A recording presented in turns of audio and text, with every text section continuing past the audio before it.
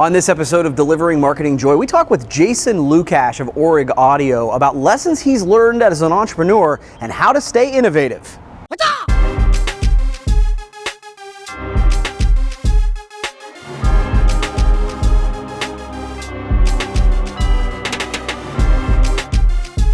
Well, hey there, and welcome to another edition of Delivering Marketing Joy. I am your host, Kirby Hasseman, and joining me today is a rock star. He's the founder of Orig Audio. His name is Jason Lucash, and hopefully he hears me.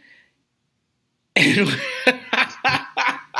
he joins us right here. Jason, thanks, man. I really appreciate you making me smile and joining. No problem. Thanks for having me, Kirby. I appreciate it. It's good to be back. Absolutely. A repeat guest. I appreciate that. So one of the groups we talk to, obviously we have audience in the promo world, but a lot of entrepreneurs watch this show. And so I wanted to have some questions geared toward that. So, last time you were on, we talked about Shark Tank. And it occurs to me that when you were on Shark Tank, you were kind of a young entrepreneur. And, if you were like me, no, you are wiser now. I'm old and weathered. Yeah, right. So it occurs to me that when I was younger, I thought I knew everything. But I'm thinking, what lessons have you learned since then, since you were a young entrepreneur? Yeah, we were on Shark Tank coming up on 6 years ago. So, yeah, I guess, I was there. I was 27 at the time. So I've learned a lot from Shark Tank. It's like going to a hot dog factory and seeing how hot dogs are made. I haven't watched Shark Tank since we appeared on it. I used to watch a ton of it, and then I just stopped watching it. So that's not something I've learned. But I learned retail sucks. Sure. I learned that the hard way after Shark Tank. The business blew up, and we were at a ton of retailers, and we learned retail's terrible. We got burned hard by QVC and Bed Bath & Beyond, and we learned you don't extend $1 million to a customer for 90 days because they won't pay you in 90. They'll use your cash and extend it out for 180. And you're fighting for shelf space, swimming upstream. So I learned retail sucks. I've learned promo is awesome. So I've learned that for sure from learning retail sucks. I like promo because print it, ship it, and forget about it. And we have an army of 7,000 people selling us our stuff for us, and we don't pay you guys a dime. So that's awesome. And I learned also that it's never as good as it seems on television, and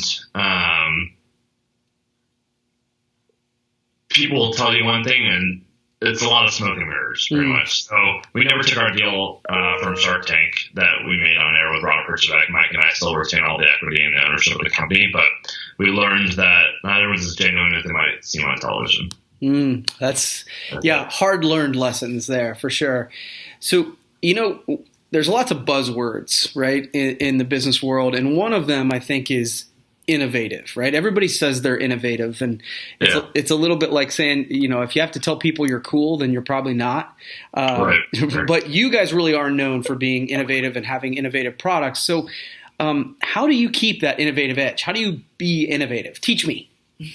Teach you so many secrets. I agree with your statement first, because a lot of, it's funny, we don't try to be cool. We just do it our way. That's the way we do it. It's like, a lot of suppliers are like, yeah, we're cool. This is the cool new thing. We just do it our way. If you want it, come get it. If not, whatever. It's like being in a band and wearing the same shirt of the band you're in. You never do that, right? It's rule number one to be in a band. So, yeah, I think we are innovative and different because we just have our own special sauce. We like to look at for the promo industry, right? We look at the industry and we say, where's there gaps in this industry and how can we fill those gaps? So we launched one-piece minimum backpacks in January that have been killing for us because no one's doing that. So we looked at the backpack sector. I know a lot about it coming from JanSport. My partner Mike's from JanSport too, so we know a lot about the backpack game, right? We saw everyone's doing backpacks. They're doing embroidery. They're doing 3-week lead time. You can't do variable data, so let's make a pack that we can print digitally in 48 hours. So we did it, right? So that's, I think, how we stay innovative is looking at a silo, figuring out how to capitalize in that silo and adapt to building product for that. And for tech, we think what's going to be popular, a year from now. That's the hardest thing with tech is a lot of these other suppliers just go to I'm going tomorrow to Hong Kong. They'll go to the gift shows and I'll see them there. They'll go to different vendors and say, I want 1,000 of these, 3,000 of these, 5,000 of these, and then just buy all the same off-the-shelf stuff. We haven't done that because we built our own. So whether it's something that's coming out for us in a month that has been built from scratch, or something where we've looked at an existing product, taken it, adapted it, and changed it to be different than the rest. I think that's why we are innovative, because everyone else is doing the same thing pretty much. Yeah, so it seems like you're looking at, okay, how's everybody else zigging, and how can we zag?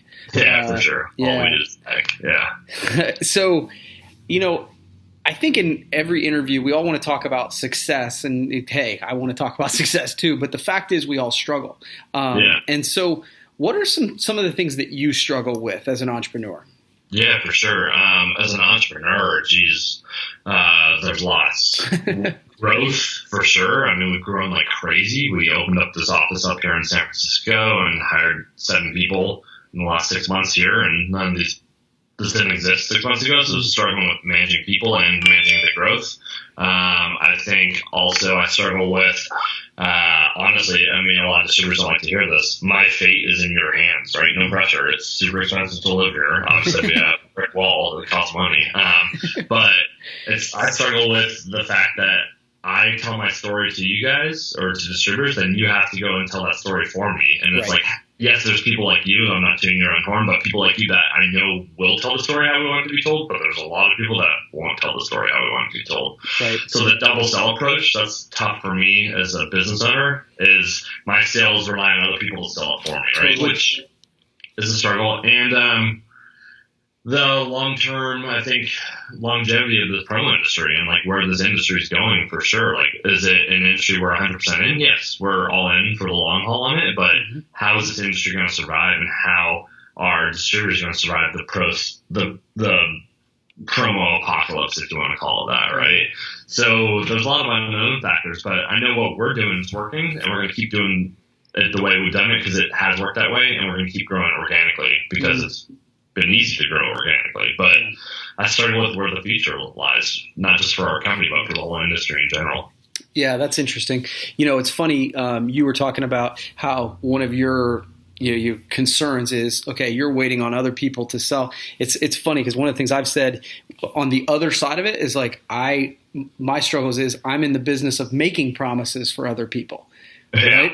And so it's just an interesting dichotomy of those two. So that's cool. It's a weird industry. We just had someone start a couple weeks ago, just from outside this industry.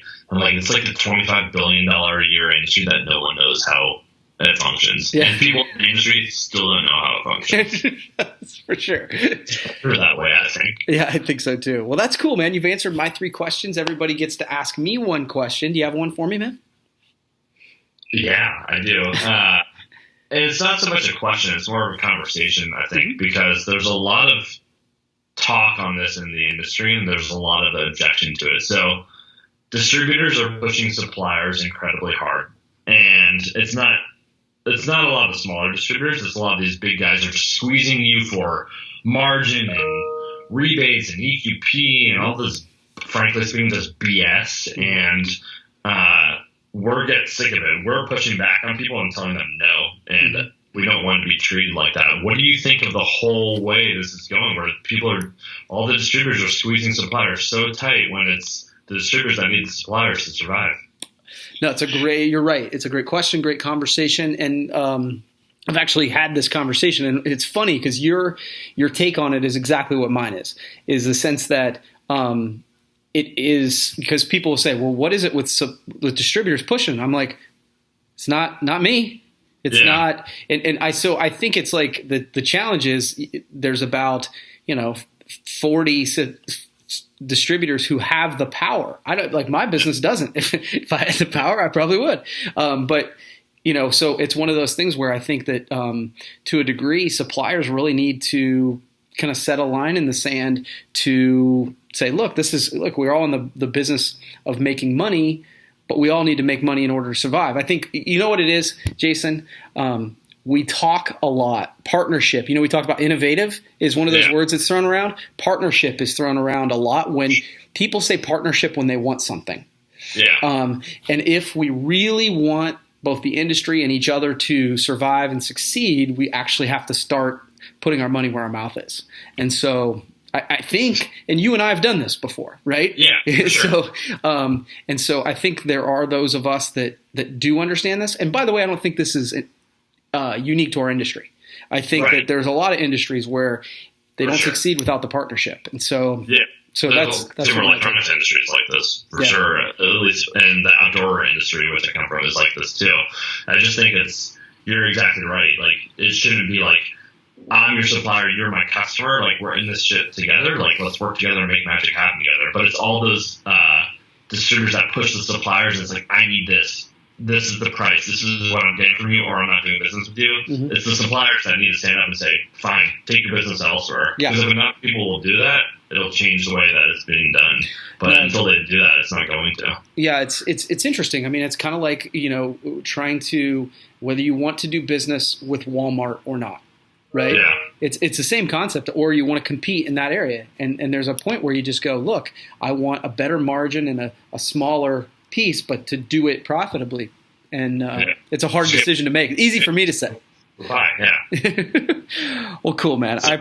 I know it wasn't a question, but it's just something that I was on a couple of calls the last couple of days about stuff like this, and I'm just like, I'm sick of hearing about it. I just wanted to know what people think about it. No, it's a really good question and a really good conversation for us to have. So, Jason, I really appreciate you taking the time, especially when I know that you're going a million miles away tomorrow. So thanks a lot. I appreciate it. No problem. Thanks for having me. All right. I'll talk to you next time. All right. We'll see you.